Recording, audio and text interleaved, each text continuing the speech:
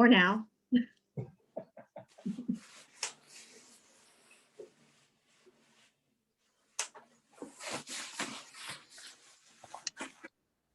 Amanda, remind me when the CPE board is meeting. Yeah, Shauna, that is next Friday morning, I believe. It is next week. We have a lot going on. I'm going to look to double check that. It is, yes, it is on June 25th from 10 to 1. And so the ASI will be taking that forward to bring forward the proposed academic indicators. So hopefully we can put a bow on that. So. And then our work starts as we. And then your work begins. That's right. That's exactly our right. assessment and placement policy. That's right. That's right. So yes, so we'll keep you guys informed once the decision has been made by the CPE. Great. Thank you. My pleasure. All right, as promised, it's 2:02, so I'll turn it over to President Thompson and Dr. Young. You'll get us started. Thank you, Jennifer. Hello, everybody. Good to see everybody again. You're just wonderful looking people. What a great way to spend a Friday afternoon, right? Instead of being outside enjoying the nice warm weather, you're inside with us joining even a more warm welcoming. So good to see everybody. Once again, it's good to have you back. And before we begin, I want to recap a little bit where we've been and preview where we're going, not only today, but maybe even a little more in the future.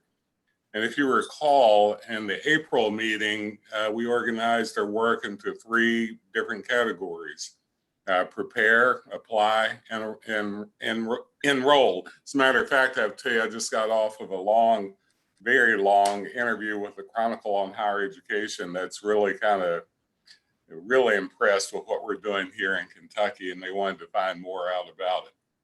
So in May, we began to dig deep into details of metrics around preparing students to successfully enroll and sustain in post-secondary. These conversations led to the population of the emerging recommendations template that you have in your Google folder, which I'm just learning how to use, by the way, even though people have tried to teach me for the last 5 years. These recommendations will constitute a large portion of the discussion, as you well would guess, that we're going to have today. And before we start digging into those emerging recommendations, I'm going to turn it over to our friend from ESG, Brianna. And Brianna, I know you're going to share the findings and talk about where we're going to go, but one of the things that I will say before Brianna takes control is that we're about really making something workable, true enough, but we're also about being strategic, true enough, but also about being innovative, true enough. And so with all that in mind, there's I'm never going to be that person that says we tried that before. I will say that, that was tried before, but it wasn't us that tried it. So I will think that way. But also, hopefully, in some of the conversations, we'll throw out some things that I get a chance to hear about in different places, nationally and internationally, that we may want to look at as we go through this. So, Brianna, please share with us all of your wonderful knowledge. Yeah, definitely. So let me share my screen with you all. All right, you should be able to see the slides now. So my name is Brianna, and I'm an associate with Education Strategy Group. And over the last few weeks, I've had the pleasure of speaking with educators, administrators, families, and students from across your state to learn more about their experiences transitioning to post-secondary education and training. And I'm excited to share with you all what we have learned from these conversations. I'll start with a brief overview of the process and then go into some information about who all we spoke with. And then I'll get into the key themes that emerge from these conversations. I'll also share some bright spots of good work that's being done across the state and some of the implications for the recommendations that this work group has been developing. So we'll start with an overview of the strategy. To conduct the stakeholder engagement, we utilized a mix of focus groups and one-on-one interviews. The questions that we asked were centered around the 3 work group focus areas. So transition to post-secondary, access to early post-secondary opportunities, and educator diversity. But the questions themselves varied slightly depending on the audience that we were speaking to. We got a lot of great help from the regional educational cooperatives in order to get some great geographic diversity and hear from people all across the state. And we also encourage the recruitment of participants of color and those from schools and districts that have economic and racial diversity. Just as a reminder, here are the 3 work groups and how the questions were organized correlating to the 3 different work groups. Today, we'll be talking about the findings from the post-secondary transition questions. And as you can see in the top of this chart, we got a really great sample of people that we were able to speak to. We had the ability to speak to most stakeholders about this topic. And in this section, we asked them questions related to the challenges to preparing and transitioning to post-secondary, FAFSA and understanding financial aid, communicating with families, partnerships with local post-secondary institutions, communicating the value of post-secondary education and training, and anything else that they wanted to share with us about challenges or successes they've seen in transitions to post-secondary. I do want to quickly highlight that because there is a separate work group focusing on early post-secondary opportunities, the findings from today do not highlight many of the takeaways related to AP and dual credit classes, as that is the focus of the other work group. So now I'm going to share a little bit about the participants that we spoke to. I'm going to begin with the K12 participants. So as you can see here, we had really good representation from across the state, both geographic representation as seen on the map. Again, that's thanks to our partnership with the regional education cooperatives, as well as diversity of the types of roles of the participants that we spoke to. You can see on the chart there, we spoke to counselors, teachers, both school and district administrators, students, and parents, for a total of 120 participants at the K12 level. And these charts here, I'll go through them, but they kind of show a bit more information about the schools and the districts that the individuals we spoke to were associated with. So for example, the majority of the students, teachers, counselors, and administrators we spoke to attended or worked for schools and districts that are predominantly white, as we can see in this first graph. This is to be expected given that about 75% of public school students in Kentucky are white.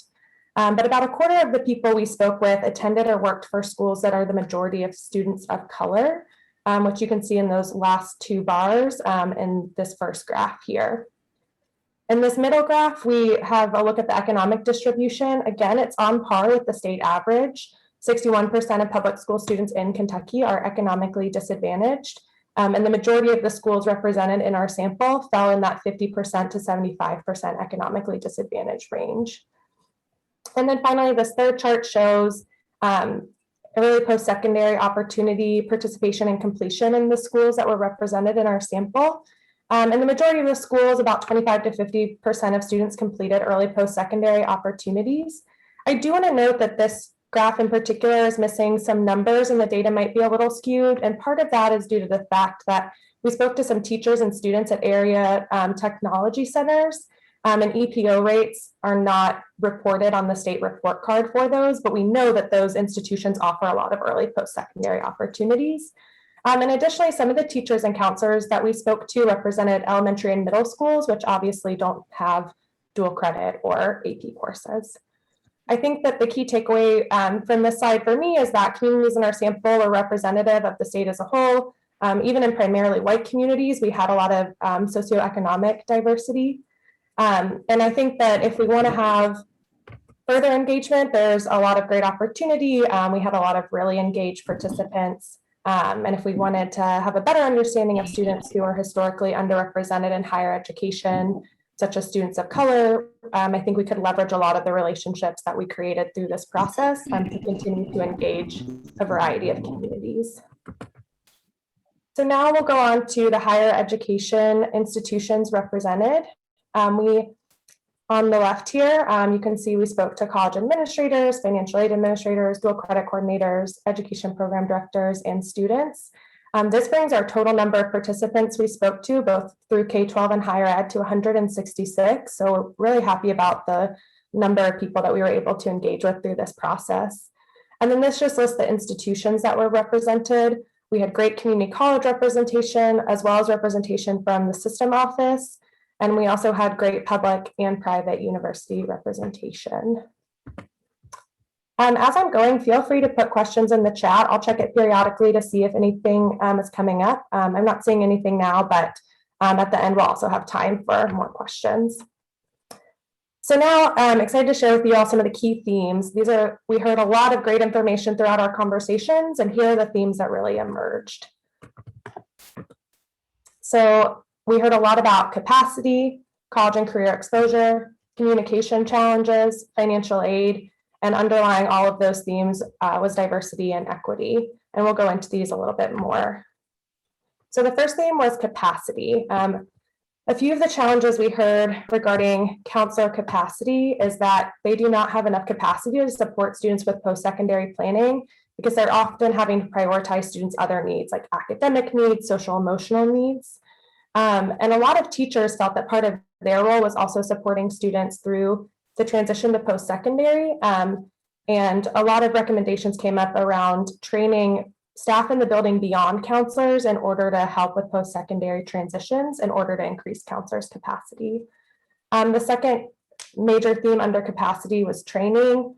Many counselors reported that they did not receive college and career preparation training in their counselor preparation program. And if they did, things have changed so much and things are constantly evolving. So they felt that there was a need for ongoing training on college admissions, enrollment requirements, financial aid changes, things of that nature. And then finally, partnerships came out as a great way to help increase capacity. A lot of good partnerships with area technology centers, the community and technical colleges, and some communities also with Rotary clubs and local chambers and the business community to help offer college and career exploration activity to students, support students with financial aid applications. However, the type and strength of these partnerships really varied by region and even varied by district. So some reported much stronger partnerships than others. The next theme was college and career exposure. So early exposure to college and career options came up quite often. Many of the people we spoke to said that these conversations, you can't wait until junior or senior year of high school. We need to be having these conversations early. Some saying as early as pre-K or elementary school, starting to expose students to different types of career options and the post-secondary path that they would need to take in order to achieve that career. Pathways came up. A lot of schools are doing great work with pathways in partnership with local colleges. And I think that a lot of people see these as a great way for students to get ahead on college credits and learn about a specific career field. And I think students also agreed with that. However, some students did point out that as much as they liked the pathways and gaining college credit, they sometimes felt like they were a little too restrictive, like they were having to decide what major they wanted freshman or sophomore year of high school, and it didn't necessarily give them enough time to explore a variety of options. Another thing that came up was soft skills. So in addition to academic preparation, teachers and counselors really see teaching students soft skills as a major part of their job. So things like time management, self-advocacy, communication, collaboration. They felt like this was a really important part of preparing students for post-secondary that doesn't always get talked about as much. And then finally, a lot of people also mentioned the individualized learning plans that the state has. I heard the word compliance a lot when talking about individualized learning plans, that it's something we complete just because we have to. But a lot of districts and schools are trying to think of ways of how to leverage these ILPs in order to support college and career exploration. I think that that's potentially a great area to help guide and give some more direction on how we can better leverage those ILPs. The next theme was communication. So a few key sub-themes emerged. The first was messaging. Everyone messages post-secondary and college and career a little different. In some districts we heard, we talk about it's college and career readiness. And some we heard it's college for career readiness. And some we heard we don't talk about college per se, we just talk about career readiness, and college is a way to get to career readiness. So more consistency in messaging throughout the state I think could be beneficial. Also under communication, family engagement was a really big theme. I would say that most people we talked to said that that communication with families is something that could be improved upon. and that family engagement should begin early, especially because families tend to be more involved in students' education in the early grades. So if we can engage them early and start these conversations then, we have those relationships built when it's time, to pick a pathway or file your FAFSA. And a lot of factors came into challenges with family engagement. Obviously, sometimes language comes in as a barrier, transportation, families feeling intimidated or maybe unwelcome in schools or just overwhelmed by them. So I think a lot of opportunity there to better engage families. And I think schools and colleges as well really want to work to better engage families. And then finally, just the plethora of options kept coming up as a theme. So students were able to really articulate the value of a degree and thought that their counselors overall had done a really good job of preparing them for post-secondary, but they still wish that they had even more information about all the different college and career options that are available to them. And then with financial aid, again, a few key themes emerged within this. The first being the FAFSA. Many students felt that they were supported in their FAFSA completion. Part of that might be like the sample of students we talked to. Most of them had completed the FAFSA, but we heard from counselors and financial aid staff that students and families are still struggling to complete the form. It's complicated, it requires parents' involvement. And as we just spoke about, family engagement is a challenge. So there's still challenges to getting FAFSA completion numbers higher. And then general understanding of financial aid more broadly was a big theme that came up. So students and counselors both brought up the need to better understand what the cost of attendance actually includes, having trouble understanding award letters, and college financial aid staff in particular felt that students and families were confused about the role of FAFSA and how much aid they would receive. They thought just completing the FAFSA meant they'd be fine for college, and then are surprised to find out that there's a lot of other additional expenses, and they might not have enough grant aid to cover all of those expenses, which then leads into the last takeaway, which was unexpected costs. So even for students who have earned admission to college, there are other barriers like, housing fees, furnishing a dorm room, needing to buy a laptop for school that can prevent them from enrolling. And I would also say along with that, there's students who attend private schools, often have a larger gap in their financial aid package. We also heard about students who are just beyond Pell eligibility. So they're not eligible for the Pell Grant, but they're still like a low to moderate income family and are disqualified from a lot of aid because of that. DACA students not having access to aid, as well as a lot of the private universities in particular brought up that they felt a lot of their students were very loan averse, even though loans may be the only way to help close a financial aid gap. And then finally, as I said, we heard a lot about concern for different subgroups of students throughout these conversations. Here are just a few of the themes that emerged for different student groups. So a lot of communities we spoke to that were more rural communities, we heard that students maybe have limited exposure to different college and career options, and that for some students, there's a hesitancy to leave their community. First generation college students came up a ton. Counselors often mentioned that they benefited the most from additional support and guidance, but they often felt like they didn't have enough capacity to give these students the one-on-one support that they wish they were able to give. Again, DACA and undocumented students having trouble accessing affordable college options. Special education students, we had the opportunity to speak to one special education student in particular who felt that college readiness wasn't really discussed in his classes, maybe a little bit about careers, but he and his family had to do a lot of self-advocacy to get him information about college options. And I would say also in speaking to counselors, many spoke about preparing special education students for careers, but with less of an emphasis on post-secondary education. And then last but certainly not least, for students of color, we heard from multiple counselors that they were concerned that students of color are underrepresented in advanced courses, something else that I know is being discussed in the early post-secondary opportunity work group as well. So I know there's a lot of information, but I do want to highlight that there is a lot of great work being done in the state, and I think pointing to things that are going well can help us to think of how we can innovate and bring these ideas across the state. So the first was college and career readiness coaches. We heard from a ton of people that college and career readiness coaches were so helpful in building capacity. It allowed counselors to focus on academic and social emotional well-being, while the college and career readiness coaches could work with students on developing their post-secondary plan, ensuring that they have all the steps necessary to apply and enroll. Advisory periods also were common in many high schools. So the way that high schools do this is all a little different, but generally they have an advisory period built into every school day.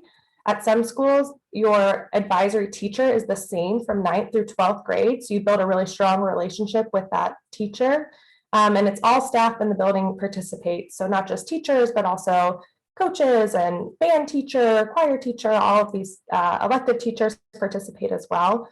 And that those periods have been a great time to not only help seniors with important documents and deadlines, but also to start as early as 9th grade, explaining things that students need to know about post-secondary, like how is my GPA calculated and why does it matter? Why is it important for me to start finding ways to volunteer and build my resume for life after high school? Also, a lot of institutions were leveraging technology to better connect with students and families. At Kentucky State University, they began using AdmitHub. It's a chatbot service that sends out notifications and reminders to prospective students to help them with all of those different enrollment tasks. One school was using a service called Talking Points, which is a two-way translation app. So it's a text messaging app that automatically translates communications, and they found that this really helped their community, especially since most of their families, English is not the parents' native language, and so it really helped with communication with counselors and teachers and families. And then other schools were using Remind, which is another text app service that sends out push notification reminders to students. We heard from students that they really appreciated this. It reminded them of important deadlines and when FAFSA events and other important events were occurring. And then in Jefferson County, we heard about a few different initiatives that are really encouraging and really inspiring. The first is Evolve 502, and it's a county-wide cradle to career initiative that provides wraparound services for students and college and career access supports. They also offer a last dollar community college scholarship to Jefferson County graduates. So it's great to see the whole community coming around among this initiative to support students through college and career. They also have the Academies of Louisville. The academies connect schools with business and community partners, and they better align the workforce and education needs. So the business community is really involved in helping to develop these academies. They meet regularly to review coursework and make sure it's aligned with the needs of their industry, and also ensure students are graduating with college credit and real work experience. And then finally, they have this backpack of success skills. So as part of their digital backpack in the district, they have an opportunity for students to demonstrate non-academic skills like communication, cultural competency, collaboration, which, as I mentioned earlier, was a big part of what teachers and counselors were saying, that it's more than just academic preparation. We need to be teaching students the soft skills to be able to persist and succeed in college and career. And then finally, I just want to share a few emerging implications or implications for our emerging recommendations. So again, the first is how do we increase counselor capacity? A few ideas is expand the number of college and career readiness coaches in the state, and also leverage existing staff to train them all in college and career readiness supports, and maybe build in time like many schools are already doing with an advisory period. How do we help students explore college and career options early and often? Continuing to support collaboration between schools and business community around developing more pathways, as well as expanding access to internships, apprenticeships, and work-based learning. How can we establish a common understanding of post-secondary transitions and college and career readiness? One potential approach is we could develop a common set of milestones for all students to complete and identify how staff support them around those different milestones, as well as developing a cross-sector campaign about the myriad of post-secondary options and how to access them. Again, family engagement is a big theme that came up. So how can we better engage families? Ideas like creating a parent ambassador program or helping districts to create parent academies to teach parents more about the transition to post-secondary. And again, FAFSA and financial aid, expanding access to student level data on FAFSA completion to help schools have a sense of how well their students are doing, as well as developing a common award letter so that students and counselors know how to better interpret financial aid awards that they receive from colleges. And then finally, and certainly not least, ensure equitable access to post-secondary transition and supports regardless of geography and demographics. Potential approaches, I know we've talked about something similar to this in this group, but some sort of statewide post-secondary advising corps to add capacity to these under-resourced communities, as well as developing a training and resource hub for counselors and educators on culturally relevant advising practices. So I'm gonna stop my share, but we can, I'm not sure if the slides are in your folder, but I can definitely send you the link to those. And I am going to see, oh, great. Yes, Signalvine is another great service, another like texting app that is a great way to connect with students. Let's see. Yeah, go ahead, Dr. Thompson.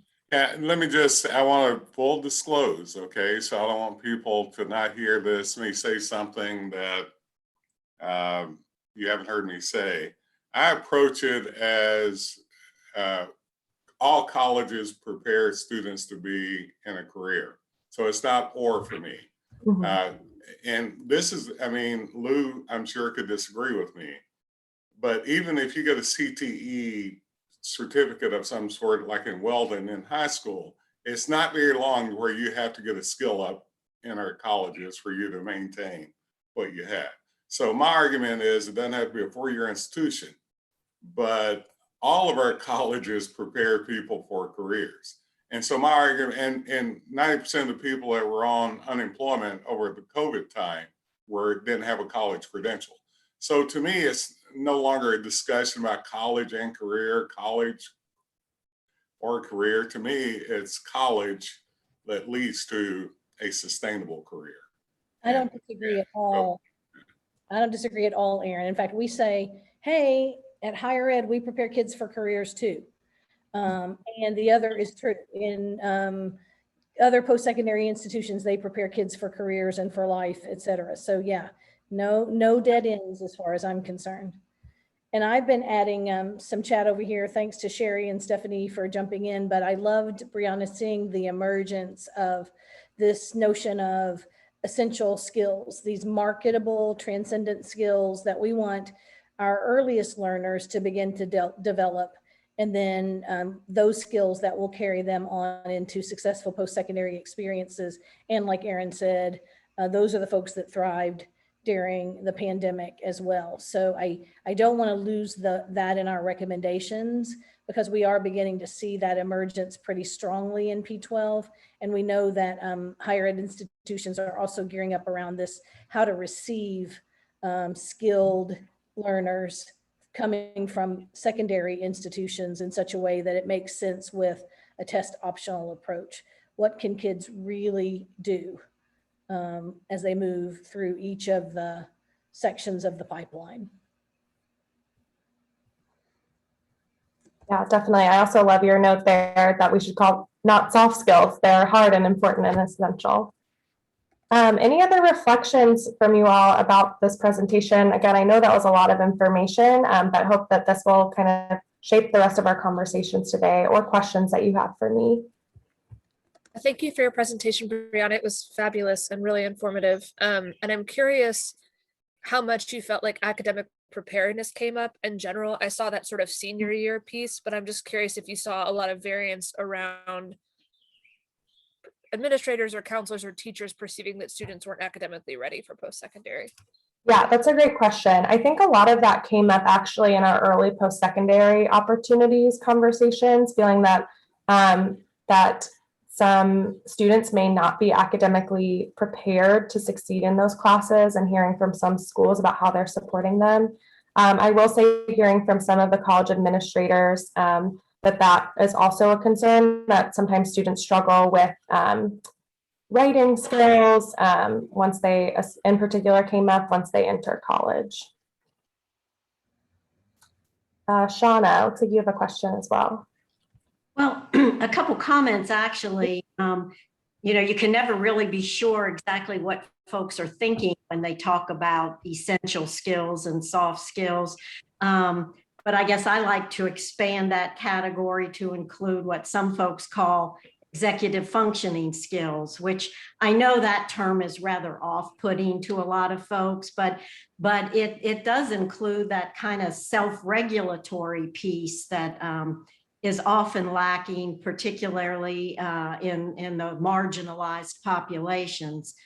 And then I would also add that these last dollar in scholarships are wonderful for a lot of folks, but they are discriminating when you think about your lowest income population, because those folks qualify for full Pell Grants, but they have needs, they have greater needs, and they oftentimes come up empty-handed in those last dollar in approaches.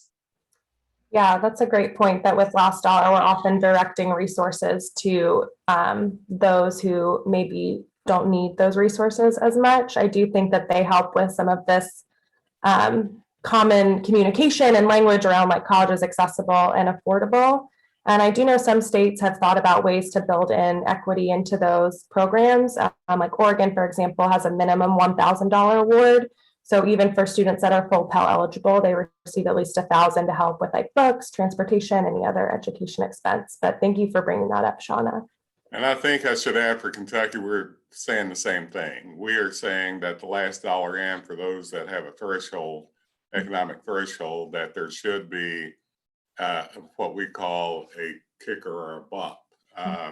And in Kentucky, that looks more like it needs to be about $1,500 to really talk about equity. So Shauna's right. The other thing too, on what Shauna is talking about, we take those essential skills and those skills Shauna is talking about, and we have named that in Kentucky, and it's been written called employability skills.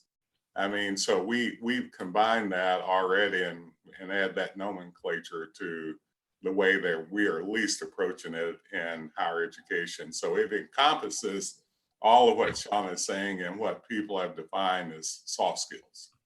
And I would add to that too, Aaron, in response to Shauna, that this idea about executive functioning, self-regulation, et cetera, is becoming more and more prominent in P12 around the notion of student agency and voice.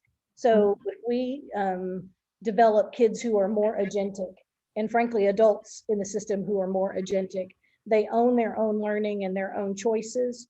And then that agency is characterized by a growth mindset, high levels of motivation, a sense of self-efficacy, all of those self-regulatory habits that you were talking about. And under this big term of agency, that's when we really begin to revolutionize the learner experience. And it's really important in marginalized populations where for far too long, educators have tried to give them what they need and force them in certain structured directions, as opposed to really leaning into that intrinsic development of agency on the part of every learner.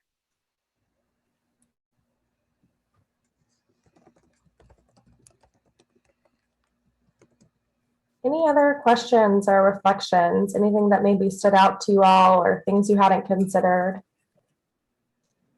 Hi, I'm calling in from vacation, so I don't have my video turned on. I apologize, but I just wanted to say that I don't hear us talking much about digital or virtual options for students, because in some of these smaller districts, or even I'm from Louisville, so Jefferson County, but there are people who excel with delivering certain pieces of information to students around college access. And for instance, there's one high school in Jefferson County Public School that sends far more students to college and even out of state. And they do a college night where they have all these great speakers. And my point to the district this past year was, it has now been virtual for 2 years in a row. Why is this college night not being recorded and then shared with all the high schools? It's not right that some schools have better advisors. And I love the idea of an advisory core, but you're going to have weaker people and stronger people. And I just think that we have to rely on some digital virtual options for in order to make sure there's equity. I think there is, we have to consider a hybrid approach on many of these things. I think you're absolutely right. I just visited a school earlier this week that has a 90% college going rate. And they did a lot of this past year digitally. But what they knew that they had to also combine a lot of face-to-face interaction engagement process. So, and I tell people, this is not just about the academic conversation. That's only worth about 20% of this conversation, to be honest with you. It is about that social, emotional, cultural, all those other elements. Some things you can deliver very well digitally, and some things you can't. And we've known that for a while. We didn't have to have COVID to tell us that. So I do agree that we have to create a holistic way. I found out several years ago, as some on this call knows, that when I reviewed our counselor education programs, not once did they talk about college and career. So I'm not surprised that that didn't come up. We've already started changing it for that reason. So some of the new counselors will have that, but some of the older counselors would not. So that even calls for a bigger professional development program, right? That I haven't seen mentioned in our recommendations that I argue that we have to create. So the other piece too, and I think it's important, when we define this holistic way of thinking about transitions, when we define this holistic way of delivery, I think we need to be thinking about it truly holistically and not in a form. So there are best practices people are doing. What I'd love to see though, are there's best practice of people holistically doing it. And I can tell you we'll find few, but not many. So this is our opportunity to be bold enough. Lou and I talked about this a little bit the other day, to be bold enough to create recommendations that holistically will do what we purport that we want to accomplish with this. Definitely. And I think, Elizabeth, to your point, and Dr. Thompson, to yours as well, how else can we find these opportunities throughout the state and like great examples? And then how do we help share that with other districts who are maybe struggling or who could implement a similar program, or to your point, Elizabeth, could join in on a virtual event? How do we like share these bright spots that are happening across the state and help them to scale and grow?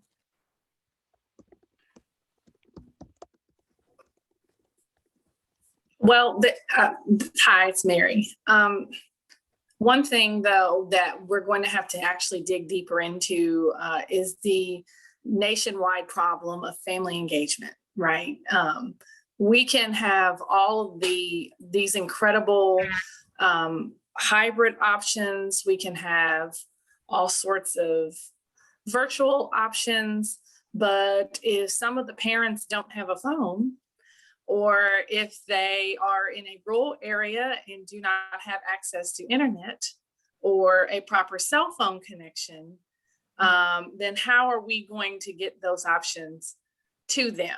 And so while I am definitely a proponent of technology, we're going to have to somehow get a lot of the family youth service centers and those sorts of professionals involved when it comes to serving some of our students also, to kind of provide equity, because you have the tools to have access to online or hybrid options. Yeah, that's a great point, that as great as technology and virtual options can be, they're only as effective as we are digitally equitable. Brianna, when we think about, let me just throw this out, maybe want to discuss it in our small groups, but when we think about, as we're developing what we're trying to develop, I guess, is that if we look at those high engagement strategies that get all students, even though those are more historically disenfranchised, we have to think about that within the threads of whether it's a P12 or higher ed infrastructure, right? In other words, how do we do it in curriculum? How do we do it in pedagogical processes? How do we do it in those areas? I would hope our recommendations would have some way of thinking, because most of this has to be integrated systematically within the system, right? And so even if we're talking about parent outreach, it has to be done in a way that, once again, it's a holistically driven process, because many of the students may not have parents or families that can help them. So how do we make sure they still get the information they need if no parents are there to be engaged? So I would hope, as we talk about this, we think about the structural deficits and how we can increase agency of our students within those structures. And I think to me, that's a great way of organizing policy. It's a great way of thinking about policy and recommendations for policy. Yeah, definitely. And in a little bit, we're going to split up into groups and continue to brainstorm more recommendations and refine our recommendations in light of what we spoke about today. And I do think that is also good looking ahead as we try to refine and prioritize those recommendations, is also thinking about who needs to own this recommendation or this strategy. Any other comments or questions on the stakeholder engagement process?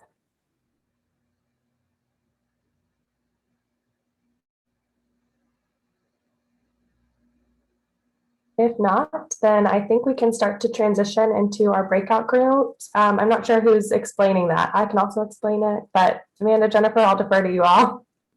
I don't mind to explain it. So you get a choice today.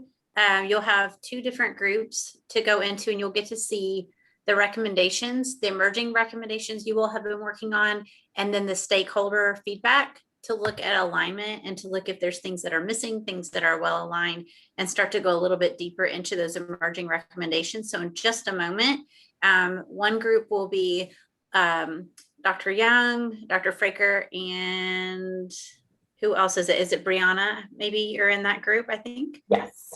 And then group B is Dr. Thompson and myself and Sophie Farmer. And we will be in group B. And so you'll be able to see what the topics that you're going to be digging into, because we're not going to do all of them at one time, but we're going to do a couple each. So you'll get to decide, and then we will come back together and share out some of those, the feedback that each group got. So then we can kind of compile that and start really moving forward.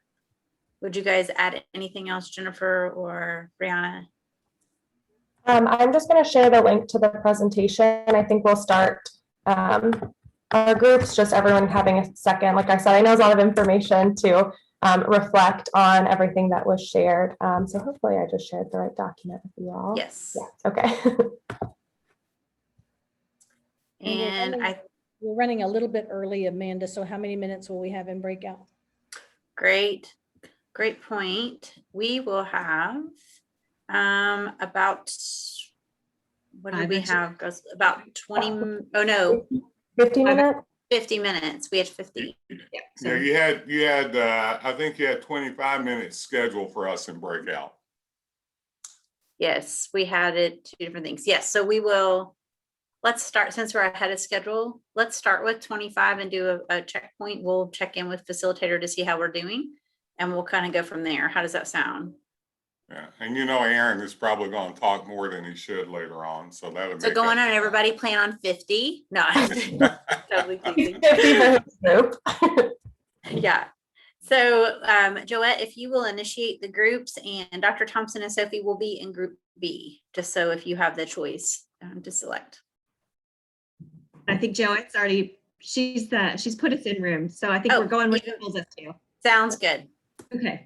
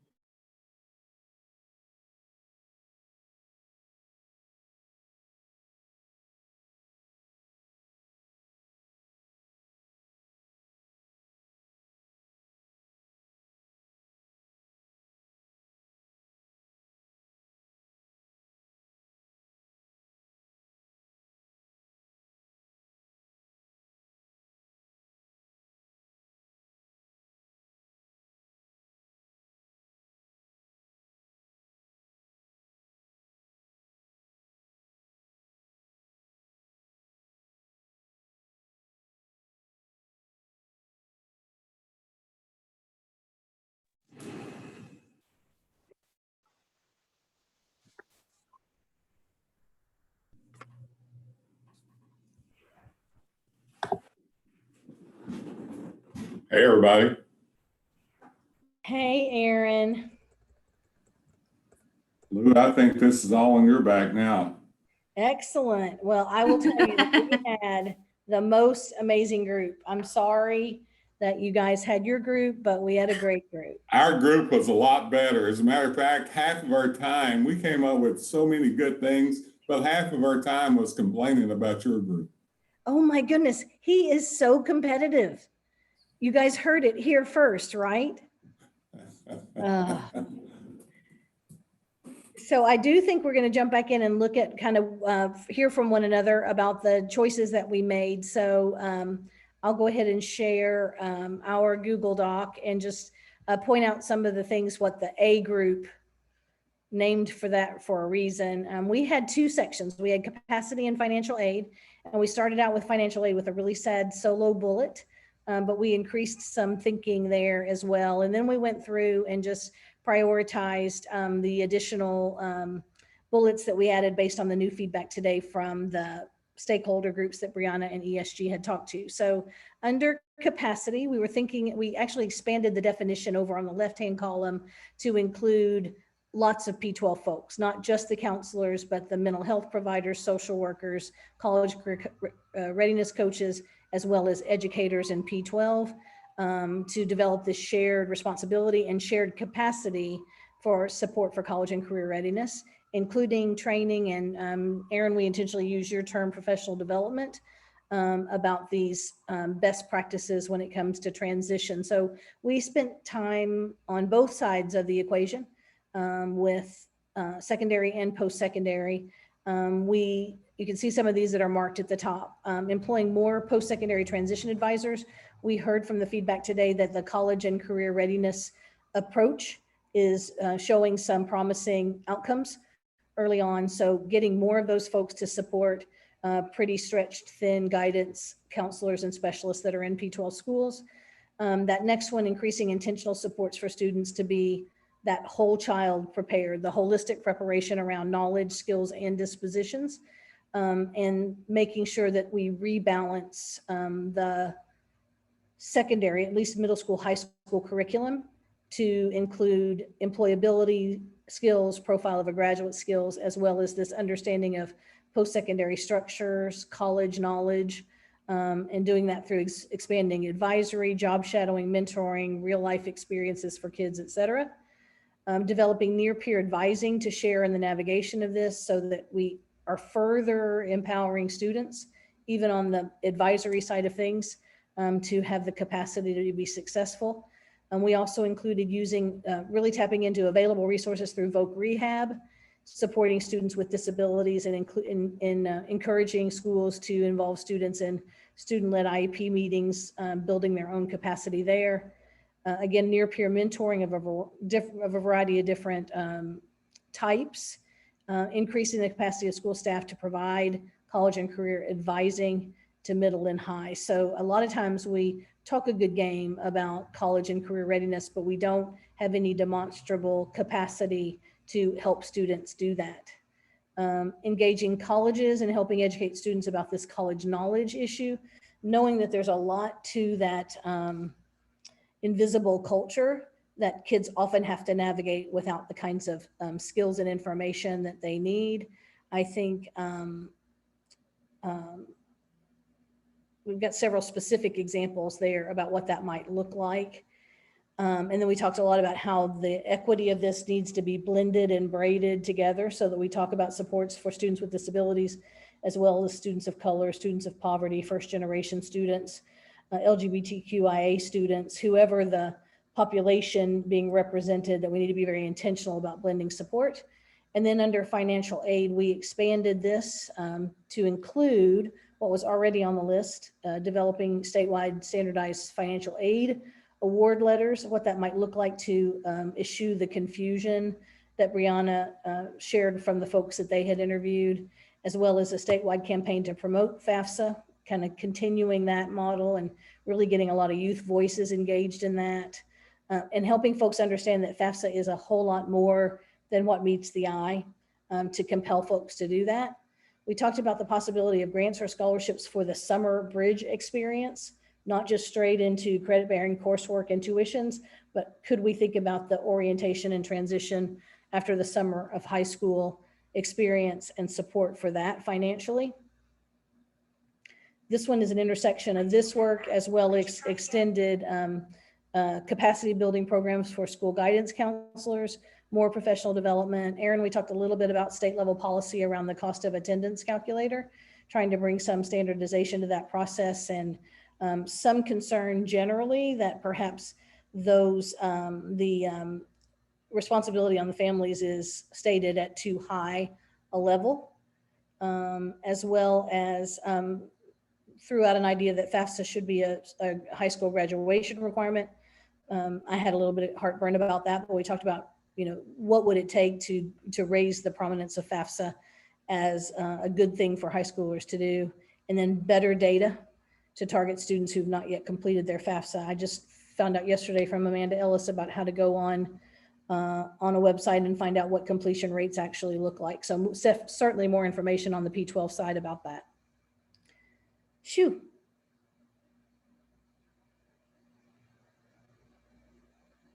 All right, so who wants to share out from Team B about your all's expanded list and any prioritization that you may have done? I'll take it away.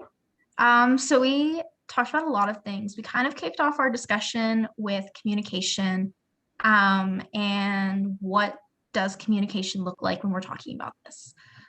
So I believe it's Dr. Thompson who kicked us off with communication strategy should be centered around choices and starting that early. And that when we started talking about choices, we talked about this tendency for advisors to kind of pigeonhole students into different areas, whether that's kind of really pushing them in a career pathway or the college pathway, or not showing how these pathways can intertwine. Like I believe somebody mentioned something about how the student is really interested in pursuing a career, how potentially later on down the road, a degree in business or management could help them kind of succeed and prosper. And so kind of reframing our communication to show the breadth and depth of all the options that exist for students, and not trying to direct how we talk about college or how we talk about careers depending on which students we're talking to. We also talked about how a lot of times when we talk about college and we're talking to families and students, we use a lot of flowery scholarly language. We use a lot of abbreviations. We use a lot of direct quotes from government websites that are really, really hard for students and parents to follow. And it makes higher education feel a lot less accessible. And it can prevent people from reaching out with questions because they don't feel like they have that connection, and they don't feel like, well, if I can't even understand the words they're saying to me now. And so it kind of prevents that further communication and questions.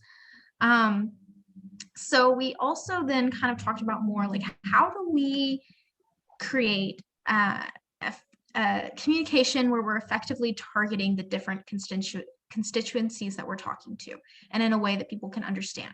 For example, we need to keep in mind that when we're talking to students, we speak in a very different way than we would talk to higher education administrators about getting students enrolled and involved. So rethinking that and really emphasizing interpersonal, clear, concise communication. We also talked about strategies like recruiting young people who have just graduated college to return back to their communities to help students who are currently in the college process or thinking about college and careers, to help advise them and figure out what pathways might be right for them, and kind of serve as a role model and show that, hey, I did this, so can you. And we're both from the same area. We talked about different ways we could get people interested in this, such as incentives like student debt forgiveness or grants and stipends for people to stay in the area for a certain amount of time. We talked about more peer-to-peer advising and how crucial it is and how it can be really helpful for students. We then talked a lot about ensuring that students are told that they can succeed and have the potential to succeed. And that is just as important when we're talking about all the processes that students have to go through when they're deciding what their career or college path is.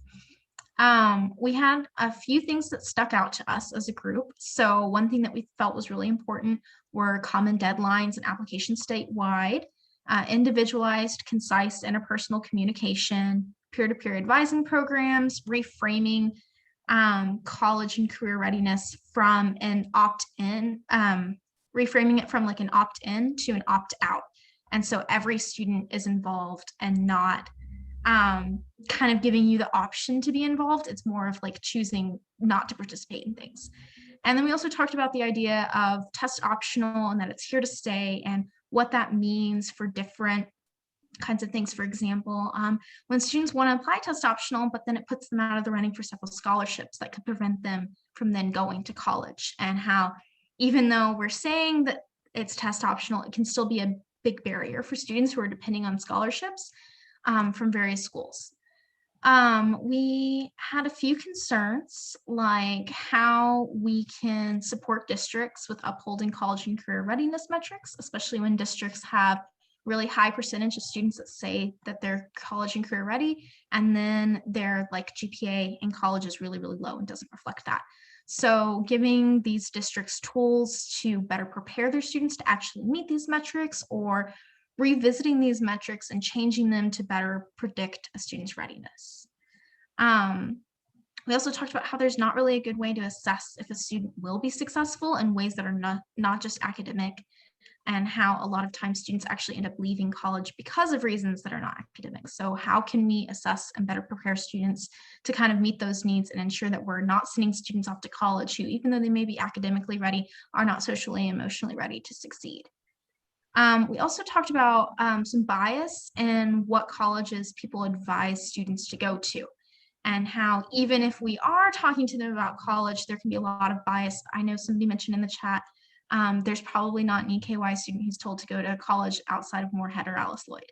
And biases like that, and kind of really directing students towards colleges that may not be a good fit for them, like big state schools or schools that are just in their area, or schools that is the alma mater of the advisor.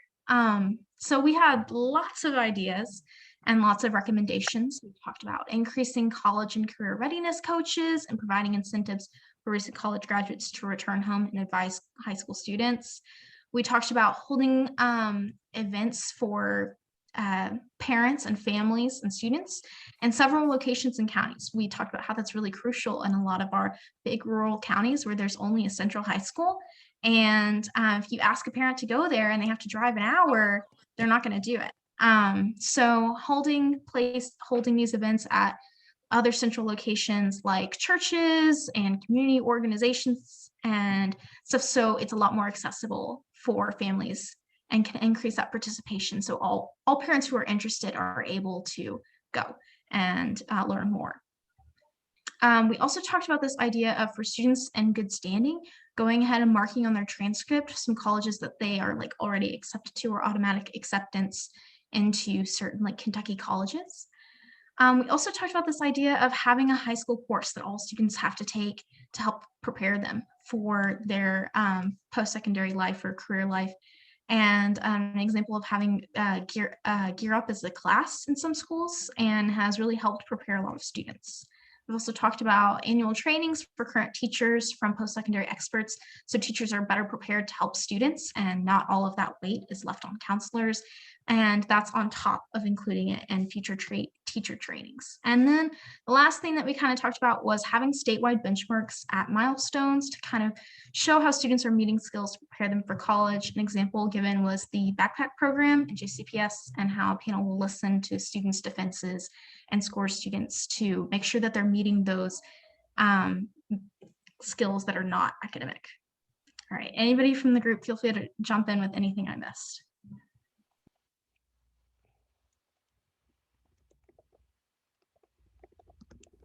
Excellent job.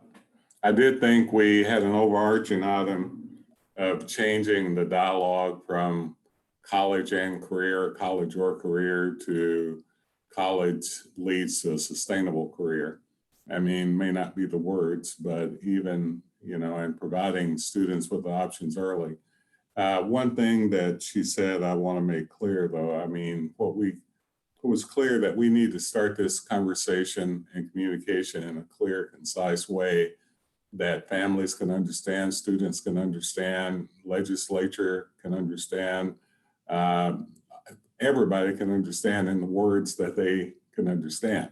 But starting at like the 7th grade, you know, and really even to a point of thinking about having like someone said a gear up course in high school or some course like that, I think is crucial to think about putting it in the infrastructure of the school, curriculum, pedagogy, and also developing in our teacher prep programs as well as our professional development programs.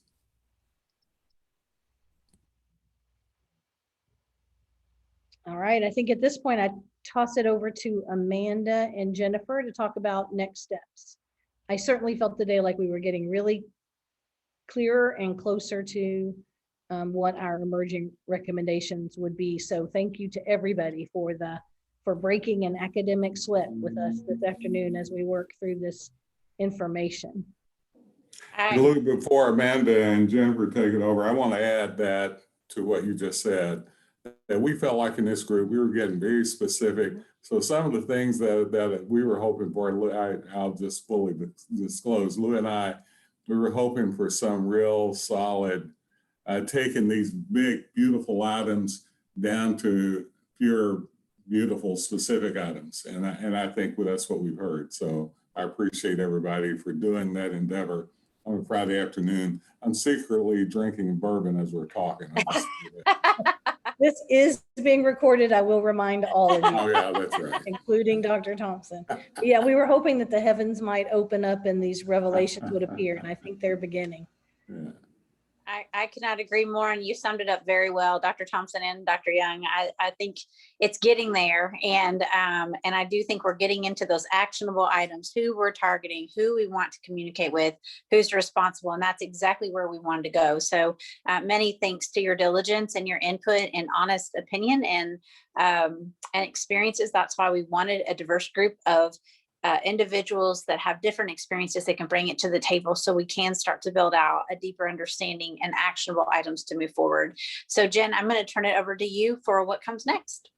Yes, reminders, all the reminders. So the full Continuum, just so everyone's aware, meets next Wednesday at 1 p.m. So if you're not a member of the Continuum and you'd like to watch, it will be live streamed and you can access it on the CPE website. And it is during this time that the priorities from today will be shared with the full Continuum, if that, again, is something you're interested in.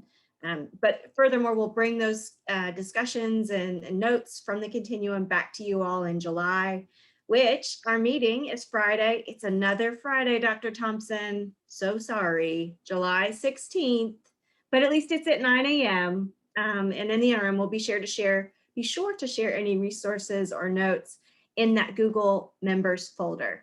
Again, thanks for spending a Friday afternoon with us. We really appreciate your time and dedication to this really important work that we're doing. So with that, Joette, you can stop recording, and thanks again, everyone. Have a great weekend. Thank you all very much. Have a good weekend.